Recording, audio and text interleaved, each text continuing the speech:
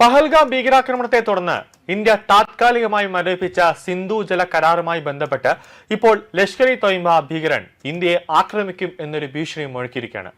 ഇന്നലേക്കായിട്ട് India വെള്ളം തന്നില്ലെങ്കിൽ ഇന്ത്യയെ ആക്രമിക്കുമെന്ന് പാകിസ്ഥാനിലെ ഫീൽഡ് മാർഷൽ അസീം മുനീറും അതോടൊപ്പം തന്നെ ബിലാവൽ ഭൂട്ടോയും പറഞ്ഞതാണ്. ഇന്ത്യ വെള്ളം തടഞ്ഞു വെച്ചാൽ അതൊരു യുദ്ധത്തിനുള്ള ഒരു കാഹളമായി കണ്ടുകൊണ്ട് ഇന്ത്യയെ ആക്രമിക്കുമെന്നാണ് പാകിസ്ഥാൻ പറഞ്ഞത്. ഇന്നിപ്പോൾ ഇതാ ലഷ്കർ ഇ തൊയ്ബ ഭീകരനും പറയുകയാണ് വെള്ളം തന്നില്ലെങ്കിൽ ഇന്ത്യയെ ആക്രമിക്കുമെന്ന്.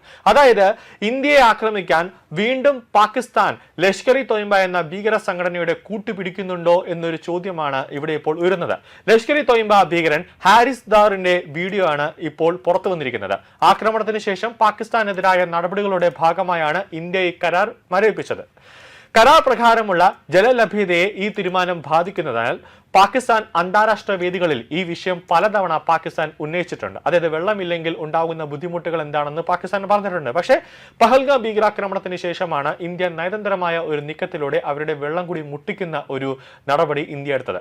എന്നാൽ ഭീകരവാദത്തിന് പിന്തുണയോ സഹായമോ അഭയമോ നൽകുന്നത് പാകിസ്ഥാൻ എന്ന് അവസാനിപ്പിക്കുന്നോ അന്ന് വരെ കരാർ മരവിപ്പിക്കും എന്ന നിലയിലാണ് ഇന്ത്യ ഇപ്പോൾ നിൽക്കുന്നത്. പാകിസ്ഥാൻ തീവ്രവാദത്തെ പൂർണ്ണമായി തള്ളിപ്പറഞ്ഞുകൊണ്ടുള്ള ഒരു സ്റ്റേറ്റ്മെന്റ് അല്ലെങ്കിൽ ലോകരാജ്യങ്ങൾ കേൾക്കെ അല്ലെങ്കിൽ ഐക്യരാഷ്ട്രസഭയിലടക്കം ഇനി തീവ്രവാദത്തെ സഹായിക്കില്ല എന്ന് പാകിസ്ഥാൻ പറഞ്ഞാൽ ആ നിമിഷം വെള്ളം തരാമെന്നാണ് ഇന്ത്യയുടെ നിലപാട്.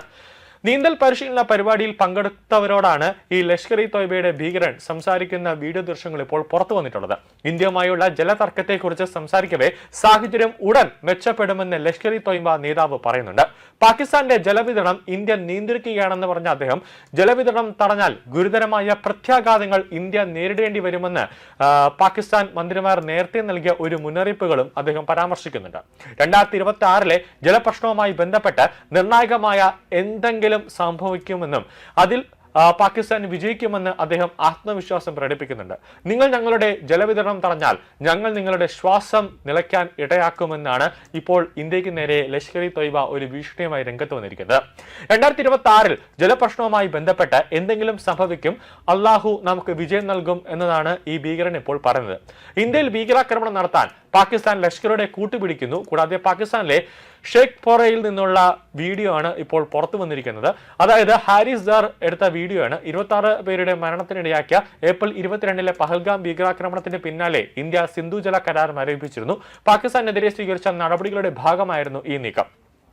ഇസ്ലാമാബാദിൽ ഈ കരാറിനെ കുറിച്ച് അടുത്തിടെ നടന്നൊരു സെമിനാറിനെ കുറിച്ചുള്ള ചോദ്യത്തിന് മറുപടിയായി കരാറുള്ള ഇന്ത്യയുടെ നിലപാടിൽ മാറ്റമൊന്നും ഇല്ല എന്ന് വിദേശകാര്യ മന്ത്രാലയ വക്താവ് രൺധീർ ജയ്സ്വാലും വ്യക്തമാക്കിയിരുന്നു.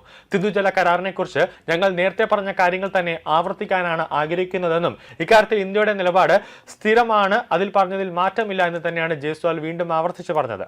അതിർത്തി കടന്നുള്ള ഭീകരവാദത്തിന് പാകിസ്ഥാൻ തുടർച്ചയായി നൽകുന്ന പിന്തുണ കാരണം ഈ കരാർ മരവിപ്പിച്ച ഒരു അവസ്ഥയിലാണ്. അതിർത്തി കടന്നുള്ള ഭീകരവാദത്തിനുള്ള പിന്തുണ പാകിസ്ഥാൻ എന്ന് അവസാനിപ്പിക്കുന്നു അന്ന് വെള്ളം തരാമെന്ന നിലപാടിലാണ് ഇന്ത്യ വീണ്ടും ആവർത്തിച്ച് പറയുന്നത്.